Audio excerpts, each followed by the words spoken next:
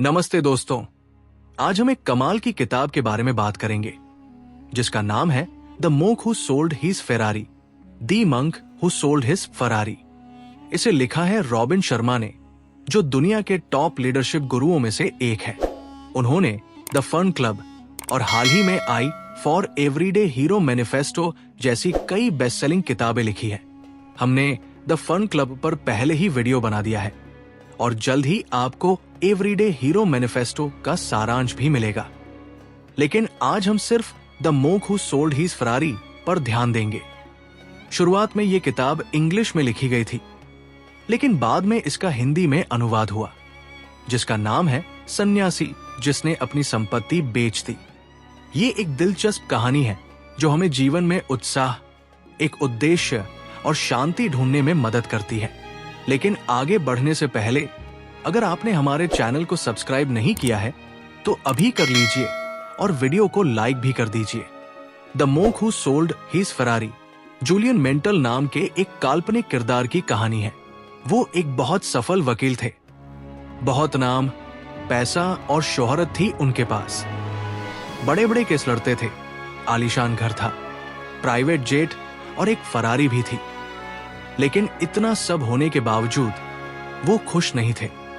उन्हें और ज्यादा पैसा और शोहरत चाहिए थी, जिसके लिए वो दिन में 18 घंटे तक काम करते थे। इसका नतीजा ये हुआ कि उनका तलाक हो गया। वो अपने परिवार से दूर रहने लगे और 53 साल की उम्र में 80 साल के बूढ़े जैसे दिखने लगे। एक दिन कोर्ट में बहस के दौरान उन्हें सीने में दर्द हुआ और वो बेहोश होकर गिर पड़े। उन्हें तुरंत अस्पताल ले जाया गया, जहां डॉक्टरों ने बताया कि उन्हें हार्ट अटैक आया था। जब जूलियन को होश आया तो डॉक्टर ने उन्हें आराम करने की सलाह दी, क्योंकि उनका शरीर और तनाव झेलने लायक नहीं था। जूलियन को अपनी जिंदगी के बारे में सोचने का मौका मिला। उन्होंने सोचा कि उन्होंने इतना सब कमाया, पर शांति से जी क्यों नहीं पाए। वो पूरी जिंदगी दूसरों के लिए जीते रहे, पर जब अपनी जिंदगी जीने की बारी आई तो वो एक आम इंसान की तरह परेशान थे। इस सच्चाई को समझने में उन्हें थोड़ा वक्त लगा और धीरे धीरे उन्हें अपनी गलतियों का एहसास होने लगा। एक दिन उन्होंने एक बड़ा फैसला लिया। उनके पास जो भी महंगी चीजें थी उन्हें बेचने लगे। उन्होंने अपना मिशन, प्राइवेट जेट और यहां तक कि अपनी प्यारी फरारी भी बेच दी। अपनी सारी चीजें बेचकर वो जीवन के सही मतलब की तलाश में निकल पड़े। उनकी ये यात्रा भारत के हिमालय के ऊंचे पहाड़ों की तरफ थी, जहां महान संतों का निवास होता था। ये कोई आम संत नहीं थे।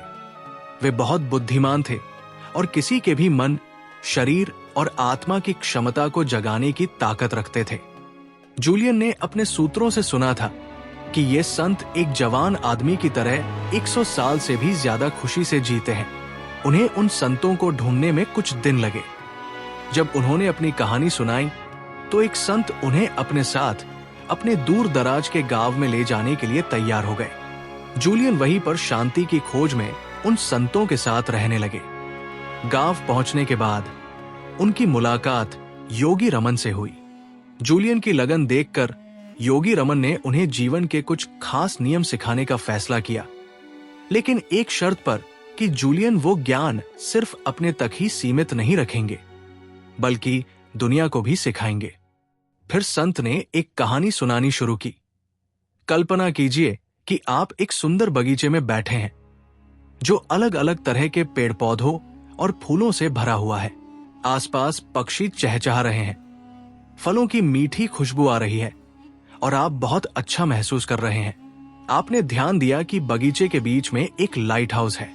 अचानक उस लाइट हाउस का दरवाजा खुलता है और आप उसमें से एक विशालकाय सूमो पहलवान को नग्न अवस्था में बाहर आते हुए देखते हैं। एक नग्न सूमो पहलवान को ऐसे देखना बहुत अजीब है। वो आसपास घूमता है और बगीचे में उसे एक सुनहरी घड़ी मिलती है।